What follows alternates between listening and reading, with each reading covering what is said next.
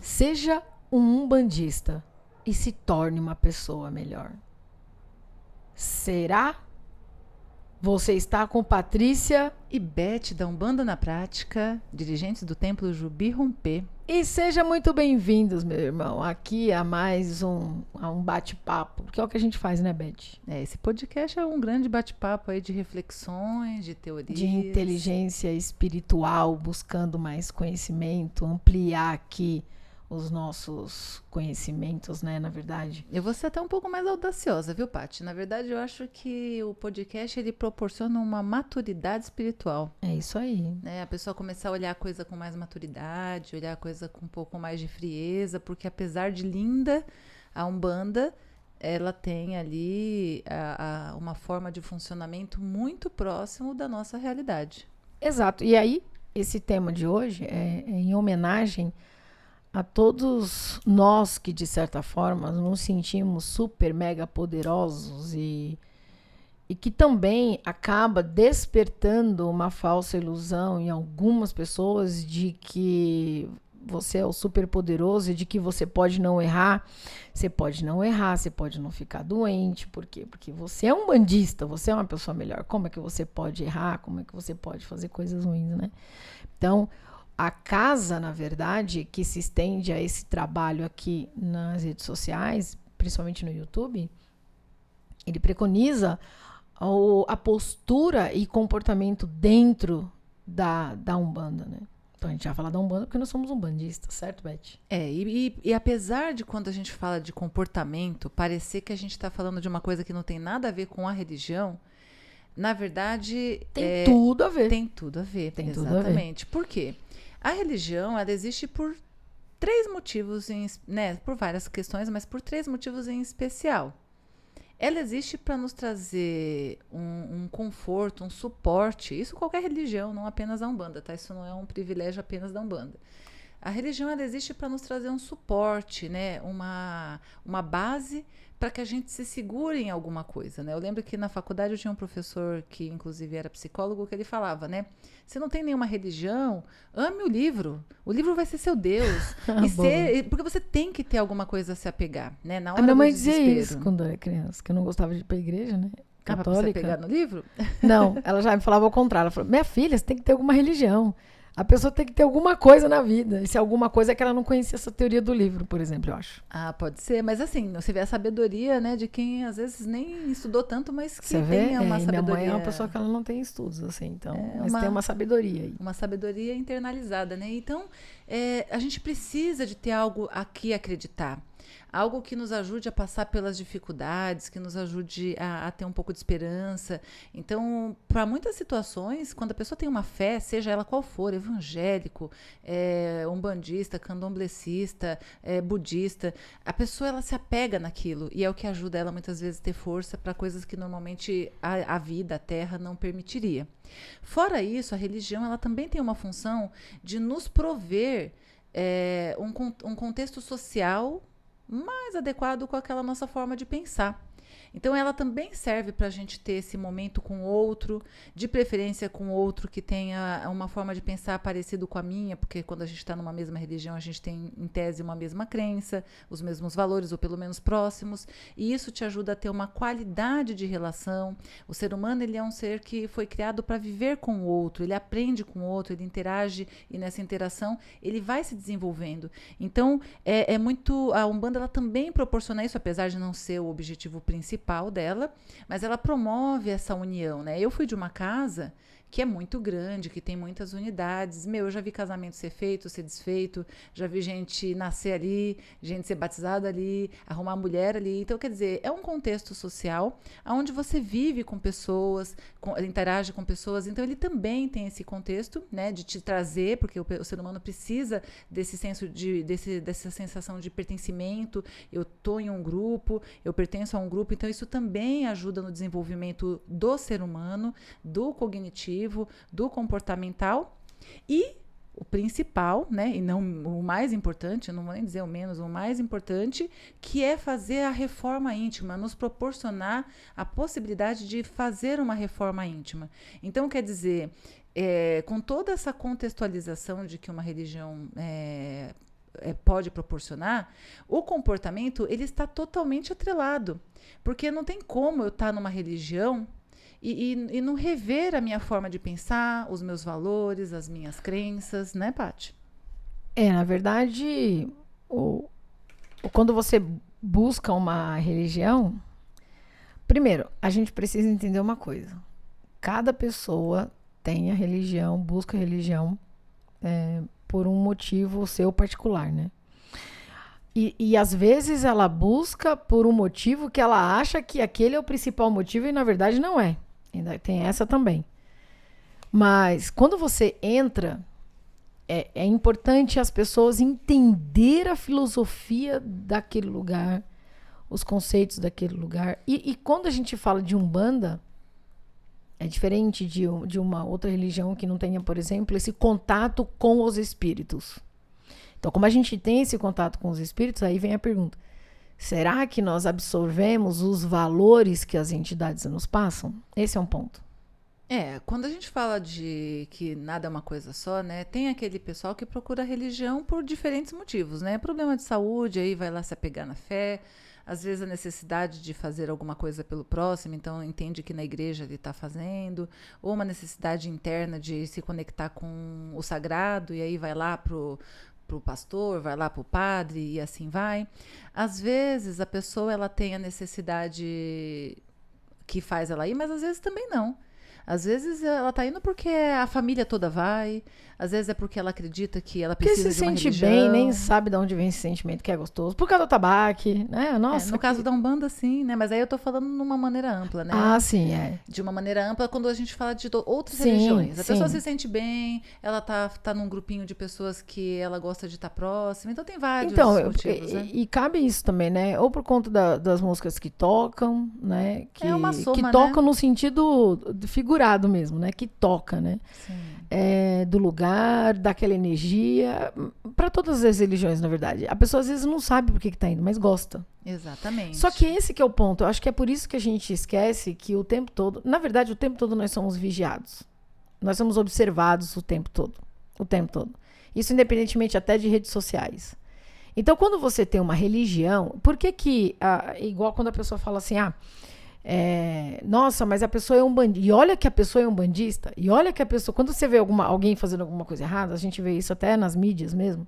Quando acontece alguma coisa com alguém, a primeira coisa que as pessoas falam é: olha, e é um bandista, hein? Olha, e é evangélico, hein? Olha, e é católico, hein? É por isso que nós estamos trazendo esse tema hoje. Esse é o ponto. Comum, né? Por que isso, né? A religião. Na verdade, a gente está trazendo por 2 pontos, né? É importante dizer. Por isso, pelo fator de nós sermos observados e de também algumas pessoas se acharem super poderosos, principalmente na Umbanda, onde tem esse trabalho com a incorporação. Então, o que acontece? Esse é um ponto mais grave, porque às vezes as pessoas elas recebem ali as suas entidades que fazem os seus lindos trabalhos e elas se acham super poderosas. E às vezes elas querem passar que elas são tudo isso para as outras pessoas. E como ela esquece que ela é observada, na primeiro ponto de erro que ela tem ali, o que vai acontecer? Nossa, isso porque a pessoa é um bandista, hein? Na verdade, a gente está trazendo justamente por isso, né? A gente tem o ideal, né, de contexto onde o médium seria, vamos dizer assim, entre aspas, um modelo específico de alguma coisa. E nós temos também o real, né? O que é de verdade. Então, hoje a gente vai desmistificar essa questão aí do ideal de médium, do ideal do frequentador da Umbanda, isso seja para médium ou para assistência, e a realidade, o que realmente a gente precisa lidar, o que realmente acontece de verdade. Porque é muito comum, né? Esses 2 cenários que a Paty trouxe. Por um lado, a gente tem a consulência, né? Que vê o médium como alguém especial, como alguém que tem um dom a mais, que é abençoado por Deus, que têm uma espiritualidade acima da média, porque eles entendem, né, para o assistente que não vai buscar, para o assistente que não vai pesquisar, aquele que só vai mesmo se consultar, eles entendem que aquela entidade está vindo numa pessoa, faz aquela pessoa ser especial, faz aquela pessoa ser alguém muito importante, muito elevada. E isso traz muitas questões importantes para a gente considerar, né? Traz novos olhares, né? Isso traz uma inocência que pode ser prejudicial, porque o médium, né? A gente tem que entender que ele, na verdade, ele é, na realidade, um ser humano. Claro que se estiver realmente vivendo a Umbanda, porque aí tem esse detalhe, né, gente? Eu fui de uma casa com muita gente, né? Então, assim, num grupo grande, você não tem só pessoas que querem realmente viver a Umbanda. É igual na faculdade. Você tem ali uma turma de... Eu lembro que eu me formei numa turma com 130 pessoas. Se tivesse lá umas 20 pessoas que queria realmente trabalhar na área, era muito. A maioria queria só ter uma faculdade, a hora que o dinheiro paga agora, e quando eu puder eu pago a que eu quero de verdade. A Umbanda é um pouco disso. Tem muita gente que está ali para se sentir ali em ordem, né? Eu estou cumprindo com a minha parte social aqui na religião, estou ajudando o próximo, para ter aquela sensação de bem-estar eu estou fazendo alguma coisa, a minha parte. E às vezes não necessariamente viver a própria religião, né? Exato, mas raros, né? São poucos o que vive realmente, e a maioria está ali na busca do tentar melhorar, tentar fazer diariamente a sua reforma íntima para ter cada vez melhores atitudes, melhores escolhas, mas não é uma coisa que a gente possa afirmar. Todo umbandista é uma pessoa especial, porque ninguém todo mundo aqui está no mesmo barco. O umbandista, ele não faz nada de errado, ele é perfeito, ele não erra. Então, a gente precisa desmistificar essa realidade para as duas pontas. Para o consulente, porque isso traz uma responsabilidade para o médium de ser exemplo, de estar sempre ali numa conduta que, né, não destoe do que ele deveria ser, sendo alguém especial, né, na visão de quem está assistindo. Tanto que meu pai de santo, ele tinha uma teoria de que ele não gostava que, por exemplo, a gente postasse foto com uma taça de vinho ou bebendo. Por quê? Porque o assistente está te vendo fazer isso, né? E como ele vai pensar de você. Por um lado, eu concordo com ele como dirigente, né? Dependendo do que você poste, fica difícil você depois, né, falar... eu estou aqui trabalhando, tenho meus gaps, ou as minhas falhas, ou as minhas fraquezas, mas continuo trabalhando aqui, continuo fazendo, estou aqui dando o meu melhor. É difícil para quem está assistindo, né, para quem está olhando, quem está comparando e analisando, a pessoa conseguir entender essa distinção, né? Por exemplo, quem já foi do Kardec, né, existem situações, né, eu já ouvi relatos de, por exemplo, vir os espíritos sem luz ali, que eles estão fazendo um trabalho para ajudar a encaminhar, entregando tudo que o médium faz, né? Tipo, você não tem moral para estar aqui. Eu já presenciei isso. Eu já presenciei esse trabalho, né? Na verdade, eu não posso dizer que já fui kardecista. Mas eu, na época... você já foi, você estudou, frequentou por um tempo, Então, né? Mas eu não sei dizer. Às vezes eu não me acho... Eu não sei. Eu não me acho, assim... Quando você acredita na filosofia, você, de certa forma, por aquele período foi. Pode ser. Posso dizer que já fui kardecista, mas é que na verdade, desde pequenininha, né, frequentando a Umbanda, depois eu acabei enviesando um pouco pro Kardec pra base de estudo, porque uma coisa que eu gostava no Kardec era essa base de estudo, né? Então, o que acontece? E fiquei durante muitos anos lá para entender um pouco isso. Lá tinha um trabalho. E o Kardec também não são todas as casas que têm os mesmos tipos de trabalho, né? Também tem as suas nuances ali, cada uma com a sua peculiaridade. E eu lembro que uma vez nós fazíamos o seguinte trabalho. Então, Beth, é impressionante. É exatamente assim que funciona. Parece que forma uma fila assim num portal. Então, abre um portal e fica uma fila de espíritos ali. Deve ser interessante. Não, assim, sabe? Você fica um pouco assustada de ver tanto espírito precisando de ajuda. E ao mesmo tempo é bonito, sabe? Assim, esse trabalho. Essa magia que acontece, né? Entre a gente e o plano espiritual. É lindo, é realmente lindo. E eu fiquei na parte da pessoa que ia falar Porque não há uma incorporação, não necessariamente há uma incorporação. Mas o espírito, ele usa a sua voz pelo seu mental, então ele fala com você no seu mental e você usando... psicofonia, né? Psicofonia, exatamente. E você usa, como a incorporação também não deixa de ser, né? Ele usa duas, né? Duas, na verdade, a psicofonia e a incorporação. Nesse caso, é só a psicofonia. Então, eu não estava incorporada, mas o espírito estava ali através de mim falando. Então, ele falava, eu ouvia e transmitia. E foi assim que aconteceu. E aí, eu sentada, o espírito falando comigo, né?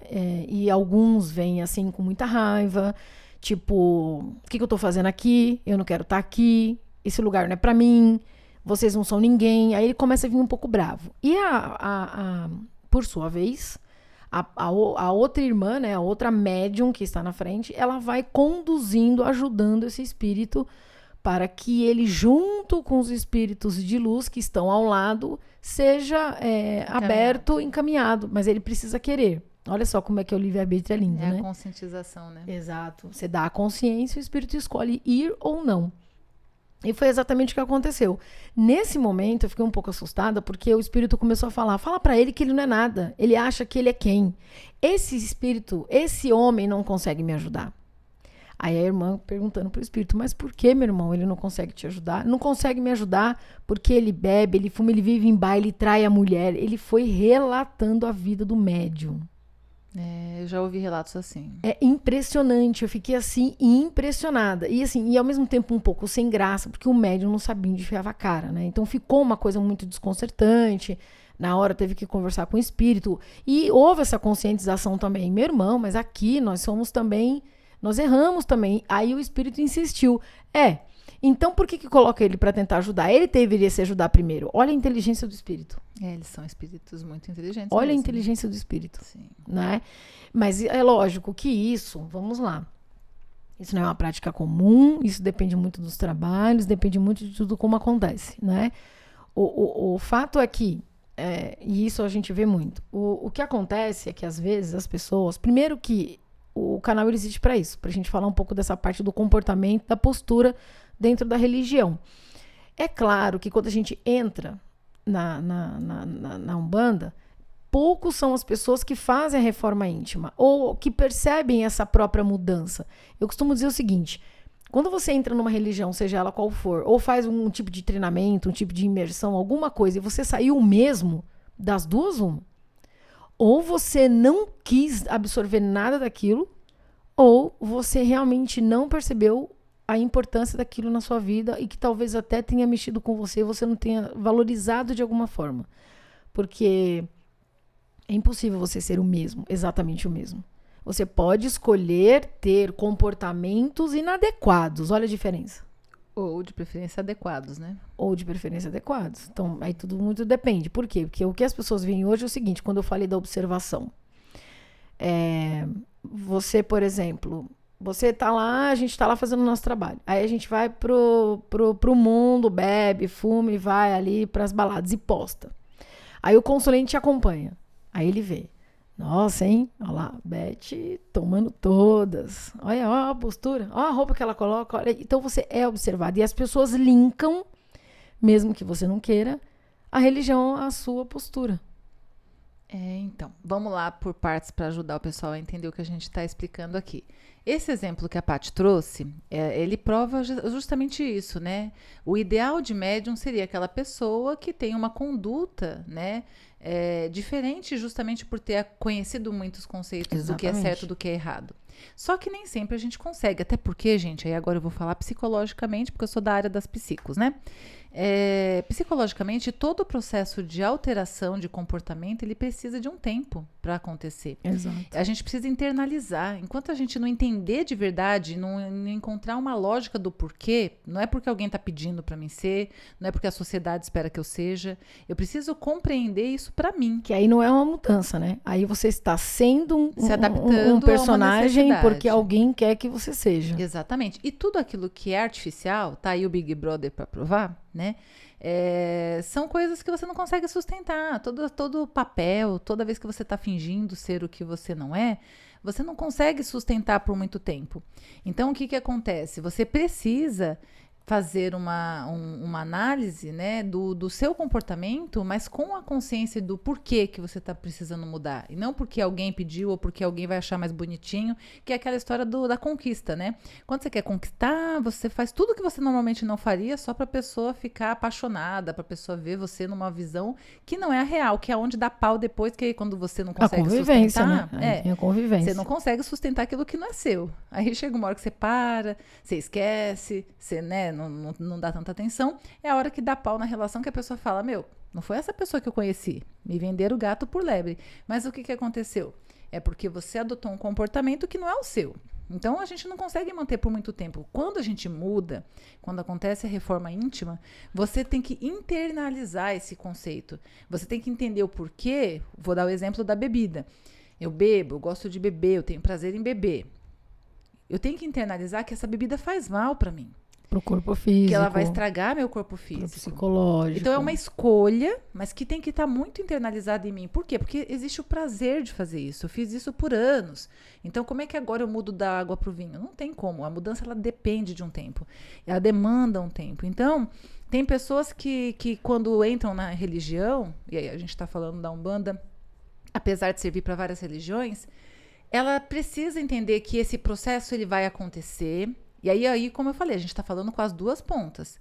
Então, o assistente, ele precisa entender que o médium, ele é um ser humano normal.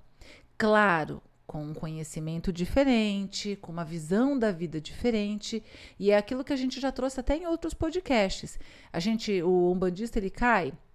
Quando eu falo de cair energeticamente ou fazendo uma coisa errada que depois ele se arrepende e tem que se redimir, claro que a gente pode cair, né? Nós somos seres humanos, nós somos seres imperfeitos e falhos por natureza, né? Então a gente vai errar, a gente vai cair, a gente vai ter uma energia mais baixa de vez em quando.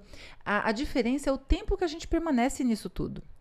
Isso é importante. Né? E lembrar também que, claro que existem a discrepância, né? O caminho do meio, por exemplo. É claro que a partir do momento em que você está atuando como médium, vamos colocar assim, dentro ali da corrente, ou como atendente, ou como cambono, né? Você está dentro da casa atuando. É claro que se você tiver uma constância de posturas inadequadas, isso uma hora vai impactar na sua evolução, óbvio. E talvez até na continuidade da casa, né? E até, por exemplo, depende do que se faça, você precisa ser afastado. Nós, dentro da casa, temos isso no estatuto, né? No nosso estatuto. Sim, a pessoa às vezes precisa de cuidado, né? Não dá pra ela ajudar. Você começou a prometer coisas que não tem sentido. Você bate na sua mulher. Você tem posturas agressivas absurdas. Você tá bebendo com muita frequência, você tá fazendo muita loucura, é óbvio que você é afastado. Uma vez que a gente entende isso, você é afastado.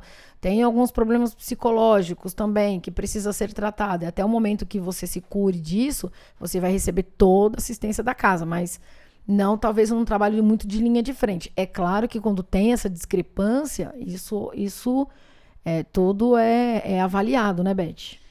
Por isso... Mas o que a gente tá falando aqui é dessas posturas mais... por exemplo, o próprio exemplo da briga mesmo, você sai com um grupo de médiums. E aí você é um cara extremamente, ou uma mulher extremamente louca, grosseira, sai quebrando tudo, sai detonando com tudo. Quando as pessoas de fora descobrem esse seu perfil, ou porque viu na internet, ou até mesmo os seus comentários, isso é uma coisa que pega muito. Eu sou uma pessoa que observo muito os comentários. Muito, muito. Eu olho muito. Eu faço pesquisa porque eu trabalho com comportamento humano. O comentário das pessoas nas redes sociais é o que ela está se referindo. Exatamente isso. Então, eu olho muito esses comentários. E aí, o que acontece? Você vê muitos umbandistas fazendo e falando coisas que você fala, cara, ele não está abraçando a filosofia das suas próprias entidades. Sim. Né? Existe uma frase que nós conhecemos bem, né? Que diz assim... Quando você tiver na dúvida de alguma coisa, ou quando alguma coisa pegar, pergunte-se, né? O que a minha entidade falaria disso? Isso é um conceito muito legal pra gente poder trazer pra vida. Então, eu tô falando aqui da discrepância. É claro que a gente não tá falando aqui de pequenos erros, de coisas que podem acontecer. Porque a gente percebe, né, Beth? A gente percebe quando a pessoa ela quer transformar aquilo. Exemplo. Olha como a Umbanda é linda. Isso já aconteceu comigo. Determinados comportamentos que você tem... que a sua própria entidade, ela te intui ao certo ou ao errado daquilo que você tá passando. E aí você começa a se questionar, cara, peraí, eu realmente, esse comportamento ele tá me fazendo bem? Esse comportamento ele faz bem à sociedade? Esse comportamento que eu adoto, ele faz bem às pessoas com que eu trabalho, com a minha família, com a pessoa que eu estou casada, com o meu irmão, com a minha irmã, enfim. Você começa a trazer uma consciência, né? Os Exus tá aí para isso, para nos ajudar, né? Nisso, na consciência. Exatamente. E vou até aproveitar que você falou dos Exus aí e falar de Exu Mirim. Porque tem muita gente, e isso que a Umbanda, isso aí, eu falei muita coisa aqui que cabe para todas as religiões. Mas a Umbanda em especial, ela, nesse ponto que eu vou falar, a Umbanda ela tem um pouco mais de força. As pessoas precisam se atentar à intenção. Porque às vezes a pessoa fala, todo mundo me vê como uma pessoa de respeito. Na casa, eu faço um trabalho bonito, eu ajudo as pessoas, eu falo bonito. Quem me conhece sabe que eu faço sempre coisas legais. Só que tem pessoas, e eu conheço muita gente, eu tô falando, gente, a gente sempre fala aqui de bases teóricas, mas principalmente práticas.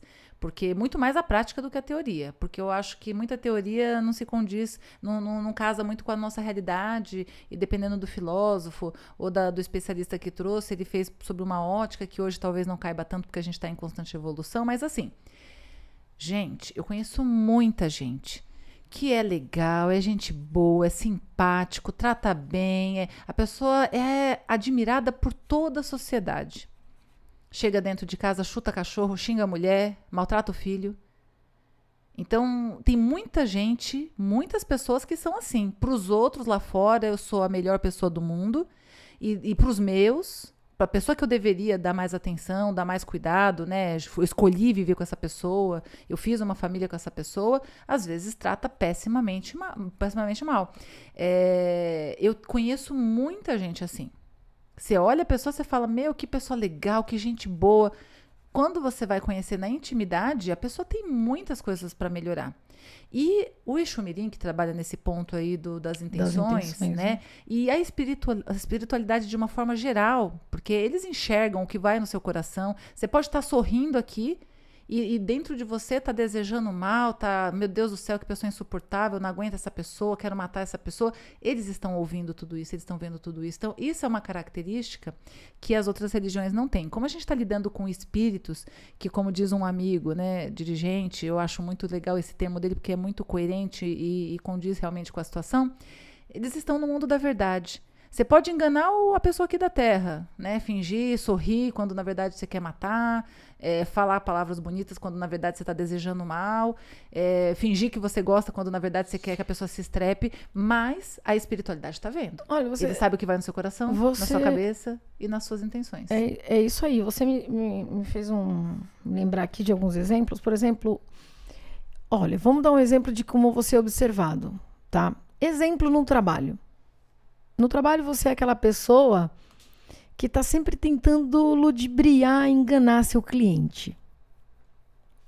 Você acha que a sua boa lábia, que sua conversa boa, seu jeito persuasivo, né, de convencer as pessoas, porque você é boa nisso? Aí vai você... Tem gente boa, viu? Tem gente que se vende muito bem, que você compra achando que está comprando ouro. E muito. Então, assim, aí você tá sempre tentando enganar. Aí você não é aquela pessoa que gosta de falar a verdade, porque a verdade, para muita gente, ela é algo que parece um véu. Então, tem gente que é tão viciado na mentira, pequenas mentiras, porque tudo é formado com pequenas mentiras, né? Assim como você não consegue roubar milhões, você sempre começa de centavos, tá certo? Então, o que acontece? Aí você acha que a verdade é uma coisa que vai te diminuir. Olha como é louco. Tem pessoas que acreditam que a verdade vai diminuir ela perante as outras pessoas, vai mostrar que ela é uma pessoa de repente fraca ou fraco. Então, exemplo, aí você tá lá no seu trabalho e começa a mentir, pequenas mentiras com o seu cliente e tudo mais. Aí você resolve entrar na Umbanda. Você vai mudar de uma hora para outra? Evidente que não. Que aí não é uma mudança, não é uma transformação, é só uma mudança. Né? São duas coisas totalmente diferentes. Aquilo que eu mudo o móvel de um lugar para o outro. Aquilo que eu transformo um sofá num liquidificador, né? Tipo isso. Seria interessante. Seria interessante. Mas para você ver o tamanho da nossa transformação, né? Então, é só para contextualizar, na verdade, essa diferença da mudança para a transformação, né? Muitas vezes as pessoas confundem um pouco. O que acontece? Conforme você tá ali, indo na casa, você continua com aquele vício, porque a mentira, essa coisa dessa parte comportamental, ela é vício, ela é hábito, que você vai mudando e vai eliminando o vício conforme você vai aceitando, reconhecendo aquilo que você tem, óbvio, porque primeiro, você precisa reconhecer para mudar, senão você não muda, você não muda aquilo que você não reconhece. Então você precisa aceitar que você tem esse vício, se despir para si mesmo, porque a gente acaba tendo vergonha das nossas próprias atitudes, e tá tudo bem, porque isso é normal, isso é evolução, estamos aqui para isso. E aí você vai continuar mentindo. Só que conforme você vai trabalhando com as suas entidades, conforme você vai desenvolvendo, conforme você vai evoluindo, e você absorvendo os valores dessas entidades, da filosofia da casa e de tudo que você está aprendendo, você começa aquela mentira, ela começa a te incomodar. Você começa a lembrar de suas entidades, você começa a lembrar das coisas que são ditas, você começa a lembrar da transformação. Então, é um ciclo muito devagar, mas ele é contínuo. Ou seja, se você manter uma consistência nesse trabalho, buscando entender os seus reais valores, porque você está aqui para isso e a gente não está aqui para ficar ludibriando ninguém, nem mudando ninguém, nem enganando ninguém. E quando até porque isso tem uma consequência, né? Isso porque tem uma consequência. Então, quando você deixa realmente essa transformação acontecer dentro de você, automaticamente você vai diminuindo e vai falando mais a verdade. Isso vai doendo um pouquinho para você no começo, porque toda mudança dói, é totalmente natural.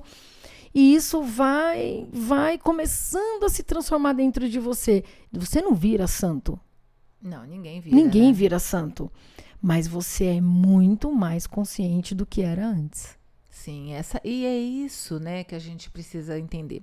A Umbanda, assim como nenhuma outra religião, transforma um ser humano de uma hora para outra e muito menos faz eles serem um ser humano diferente daquilo que ele sempre foi. Mas ele possibilita você rever os seus atos, possibilita você fazer o seu trabalho de uma forma muito mais consciente, justamente porque o nosso objetivo aqui, como a gente já disse em outros momentos, é realmente a gente trabalhar a questão da nossa reforma íntima. Por que a reforma íntima é importante? Porque a gente está aqui para evoluir.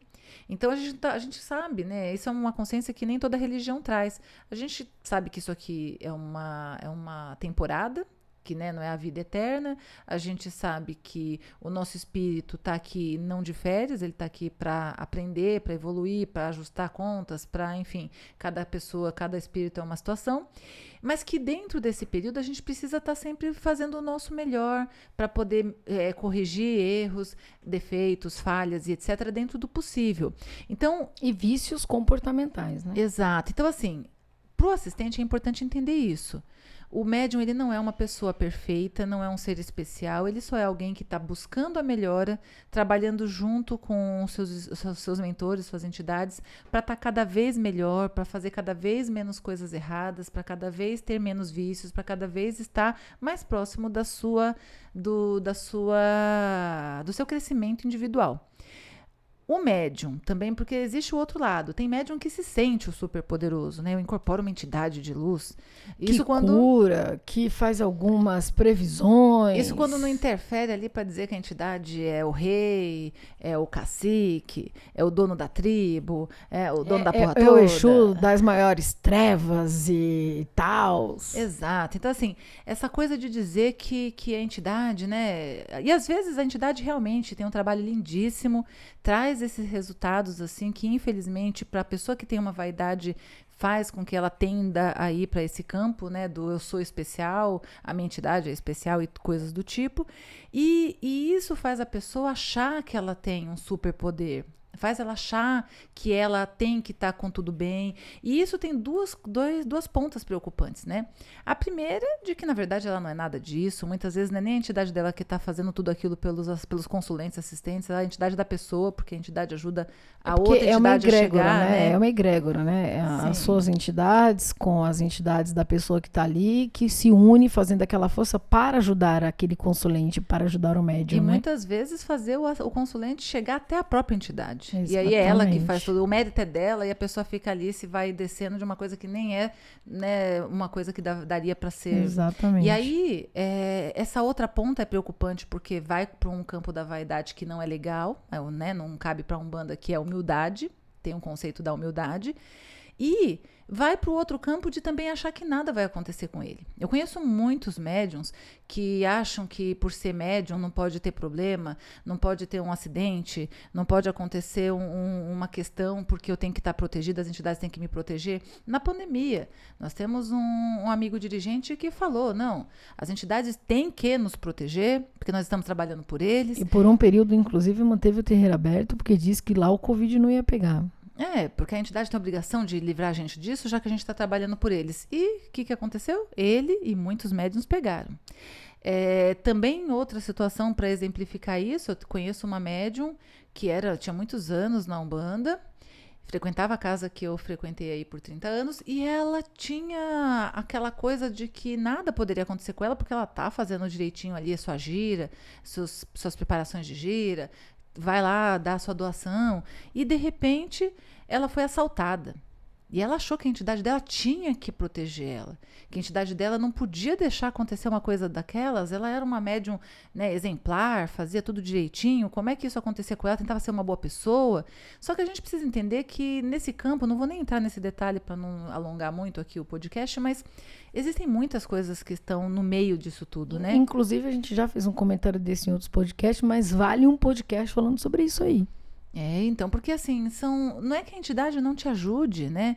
Mas existem várias situações, inclusive o seu livre-arbítrio de passar por determinados lugares, a necessidade de passar por uma experiência para poder tomar mais cuidado de uma próxima vez. A sua própria escolha, de repente, de passar por isso antes de encarnar. Muita coisa envolvida, nada é uma coisa só, como a gente costuma dizer. Mas a pessoa, ela acha que ela, por estar na mediunidade, por frequentar um terreiro, por ter ali um trabalho, que ela não precisa passar por isso, que isso não vai acontecer com ela, que ela tá com uma super proteção e nada vai acontecer. E é engraçado porque é tão incongruente algumas coisas que ao mesmo tempo que você pensa, né, assim, o quanto eu deveria ser me livrado disso, a gente não valoriza os livramentos, né, que a gente julga pequeno. É que nós, assim, a gente tem uma necessidade de grandiosidade e a gente acaba não valorizando as pequenas coisas. Há muitos anos atrás, só para dá um exemplo aí para contextualizar. Para contextualizar, assim, o pai Joaquim disse assim para mim, filha, quando a gente não aprende a valorizar os 10 centavinhos, a gente, quando tiver ali os seus milhões, a gente não vai aprender a valorizar. E é exatamente o que acontece na espiritualidade. A gente, às vezes, não valoriza os pequenos milagres. Exemplo, sei lá, eu machuquei o meu dedo. Exemplo, né? Machuquei meu dedo. E eu perdi um dedo inteiro. Aí eu fico ali, tá vendo? Por que isso aconteceu? Por que esse tipo de coisa acontece? Isso é injusto. Cara, você não perdeu a mão. Você perdeu um dedo. Poderia ser que era para perder uma mão, Poderia ser, exatamente. Até o braço inteiro. Exatamente. Então, acho que pra gente pensar um pouquinho, né, sobre esse ponto aí que você falou, que eu achei bem legal. E aí, assim, né, então a gente precisa mudar essa visão do assistente, do consulente. É importante o consulente entender que o médium também é falho, que é um ser humano, que ali por trás do médium que está ali trabalhando com aquela entidade lindíssima, cheia de luz, tem um ser humano que está procurando estar, né, o melhor possível. Esse seria o ideal, né? Para isso a gente tem esse nosso canal, porque o comportamento ele precisa mudar, né? Ele teria que mudar a partir do momento que você tem certos conhecimentos. O conhecimento ele traz responsabilidade. Enquanto eu não tenho conhecimento, é igual a criança. Enquanto ela ainda não teve vivência, experiências, ela não responde por ela. ela não assina nada, ela não tem um peso, né? Porque ela ainda não tem idade para isso, ela não tem conhecimento para isso. A partir do momento que você vira adulto, já tem algumas vivências, algumas experiências, você já tem essa autoridade para poder responder por você. Então, é mais ou menos a mesma coisa. A partir do momento que eu tenho o conceito do que é certo, do que é errado, tenho consciência de que determinados comportamentos não são adequados para quem quer evoluir, ou para quem tem uma espiritualidade, ou para quem tem uma visão da vida de uma forma diferente, que é o que a Umbanda traz, não cabe mais determinados comportamentos, que aí a gente vai cair na realidade. O exemplo que a Paty trouxe, por exemplo, esse médium que ouviu de um espírito tudo o que ele faz, e além de tudo ainda perante a outras pessoas que com certeza ele não gostaria de que tivesse esse conceito, né, dele, essa visão sobre ele, faz com que ele se enfraqueça. Provavelmente, nesse momento, a energia dele baixou.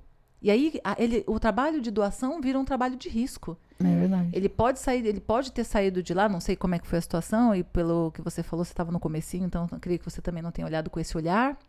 Mas ele pode ter saído de lá muito mal, e muito mal não só pela exposição, né? Não por ter ouvido, porque quando a gente ouve coisas que a gente não gosta, que não nos agrada, a gente tem a tendência de ficar mal.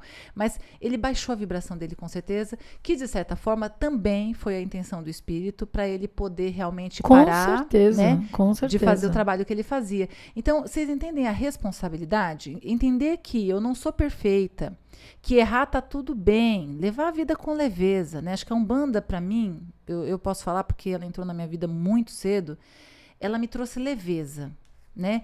É claro que a gente consegue estar o tempo todo leve? Não, até porque a gente lida com pessoas que não são, aí a gente tem nossas sombras que nos traz. A Terra em si já não é assim tão leve. É difícil, a gente está sempre na busca da leveza, mas o melhor é sempre estar dentro da leveza nos nossos contextos, nas nossas interpretações, nas nossas formas de olhar a vida e nas nossas escolhas.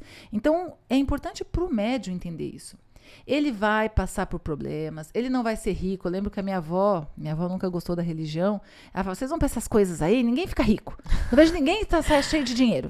Essas coisas só dá atraso de vida, ela falava. Mesmo. Porque ela não entendia o conceito, né? A entidade não está aqui para te trazer dinheiro, carro, né? Não tá. Ela está aqui para te fazer olhar a vida de uma maneira mais leve, para te mostrar que determinados comportamentos não agregam para sua evolução individual, que você precisa melhorar como espírito, ajudar o próximo a melhorar também, ou minimamente não atrapalhar. Porque às vezes você não faz nada diretamente, mas faz indiretamente. Quando você está com alguém por vaidade, não ama aquela pessoa, você está atrapalhando ela, você está impedindo ela de achar alguém que queira ficar com ela de verdade, você está impedindo ela de conhecer uma experiência boa para a próxima relação, ela viver com mais qualidade. Você interfere, tanto é que a Xumirim também trabalha nisso, né? Naquilo que a gente causa no outro. Então, quando a gente tem essa consciência da realidade, a gente muda o nosso comportamento, a gente revê nossa forma de olhar a vida e o nosso comportamento que é adequado ou não. Então, o médium, ele vai ter problemas no trabalho, ele vai ter problema de saúde, se ele não se cuidar. Ele vai ter baixas, né? Ele vai ter esses altos e baixos. A diferença é que você precisa ter essa consciência para poder buscar ajuda, para poder voltar para sua base, né? Uma frase que a Paty fala que eu gosto muito, né? Volte logo para sua base. Então, eu percebi que eu tô aqui numa baixa, que tá vindo uns pensamentos ruins, peraí, epa, meu povo vem me ajudar. E se você tem um comportamento que está sempre muito acentuado na grosseria, na falsidade, na mentira e tudo mais, avalia sempre. Esse comportamento ele faz bem para mim? O que a Umbanda acha disso? O que meus guias acham disso? Quais são os valores da casa que eu frequento? Da vida, em modo geral, né? Acho que é isso. Exatamente. A Umbanda é uma filosofia linda, que nos traz aqui muitas coisas boas. Então, o médium não vai ficar uma pessoa diferente ou um ser especial por estar na Umbanda, mas ela pode transformar a sua vida, fazendo você fazer escolhas melhores, prejudicar menos o outro, prejudicar menos a si mesmo e, consequentemente, está cada vez mais próximo de uma reforma íntima, que é o nosso propósito, né, Paty? É isso aí. Para finalizar, a gente quer dizer o seguinte, que a Umbanda, ela não é um endereço para bons caráteres, né? Ela não é um endereço assim, você entrou, você é uma pessoa de bom caráter. Isso não quer dizer nada. Isso é uma coisa importante. Isso não quer dizer nada. Você entrou na Umbanda, você é um cara de caráter. Isso não quer dizer. A Umbanda não é endereço. Aliás, nenhuma religião é endereço de caráter. Não, e você trouxe um conceito importante. para médium e assistente. Agora para as duas pontas, né? Porque a gente sabe que aqui ouvindo tem os dois públicos, né? Não é porque você está num terreiro de Umbanda que todo mundo que está ali está vivendo a Umbanda na prática. Que a pessoa realmente tenha já internalizado. Ela pode estar no processo ou ela pode fazer parte daquela categoria que eu falei no começo, que está ali perdido, não sabe nem o que está fazendo ali. Está ali para se sentir melhor, porque está contribuindo de alguma forma, porque está, entre aspas, garantindo o seu pedacinho no céu, porque está fazendo o seu trabalho social de ajudar uma casa, ajudar um consulente, mas na verdade não está entendendo o que é Umbanda de verdade. Tem muita gente assim. Eu vou dar um rápido exemplo, que a gente já está finalizando. A gente teve na casa que eu frequentava, a gente tem alguns eventos, aquela coisa que acontece para interação mesmo social e até para arrecadação de fundos para casa, porque, né, a gente na Terra precisa manter. Uma festa junina que teve e uma amiga perdeu, né, na verdade ela esqueceu uma máquina fotográfica no banheiro. E aí ela foi buscar e não achou. E ela ficou indignada. Meu Deus do céu, aqui só tem umbandista. Aqui só tem gente do bem. Como é que pegaram a minha máquina? Então, você entende essa importância de ver que por estar na Umbanda não faz a pessoa mudar sua índole, o seu caráter, principalmente porque, assim, a gente precisa entender, não vão ser todos, tá, gente? O ideal, né, seria que todos mudassem, mas a realidade é, alguns vão conseguir melhorar as suas condutas, as suas ações, as suas escolhas. Alguns vão transformar, como a Paty falou, o sofá virando um liquidificador. Mas vai ter gente que vai passar pela Umbanda, infelizmente, e vai sair do mesmo jeito. Então, não dá para você ficar ali naquela tranquilidade. Aqui só tem irmão, aqui só tem gente, né, com uma boa visão da vida. Posso deixar meu dinheiro aqui, posso ir com meu 1 milhão aqui na bolsa, posso deixar minha bolsa em qualquer lugar. Não dá, gente. Infelizmente, a gente tem que olhar a coisa com maturidade. No meio de várias pessoas que estão, sim, procurando ser melhores, ter uma visão diferente da vida e são de bom caráter, vai ter também aqueles que não são. É isso aí, por isso que eu falei que a Umbanda ela não é nenhum endereço para o caráter. O que muda, na verdade, é a sua consciência perante aquilo que você aprende com todos, principalmente com as suas entidades. Exatamente. Então, ouve as suas entidades. O que elas querem dizer? Quais são os reais valores que elas estão deixando para você? E aí eu te pergunto, né? A gente finaliza aqui com uma pergunta, né? A Umbanda te transformou? Gente, coloca aí no comentário. Ela Vamos te ver transformou? quantas pessoas, percebem você isso. E você que está ouvindo, a gente pode até ter pensado assim, caramba, eu nunca pensei por isso. Então, para pensar. Com certeza você não deve ser mais o mesmo. Em alguma coisa aí, você realmente se transformou. Reflete e compartilha aí com a gente. E aproveitando, a gente tem uma página no Insta chamada @Templo de Ubirrompê. Sigam lá, comentem. A gente coloca algumas coisinhas diferentes do que a gente posta aqui. Este podcast também e os outros, né? Compartilhe com seus amigos, com seus grupos do terreiro. Comentem aí para ajudar a nossa página a chegar a mais pessoas. Traz ele para grupo de estudos, né? E trabalha essas pautas comportamentais. Porque... Pode colocar aí que vocês discordam da gente também, viu, gente? Também, olha, não concordo, mas coloca assim, ó, não concordo por isso e isso, mas coloca, né? Porque não concordo, só não concordo, a gente fica aqui sem saber por que você não concorda. Né? E é isso, meus irmãos. Então, que seja um sábado maravilhoso para vocês. Até o próximo sábado, né, Beth? Exatamente. Um axé para todos vocês. Axé. Não, você manda um só, vou mandar vários. Vários axés. Forte abraço. Tchau, tchau.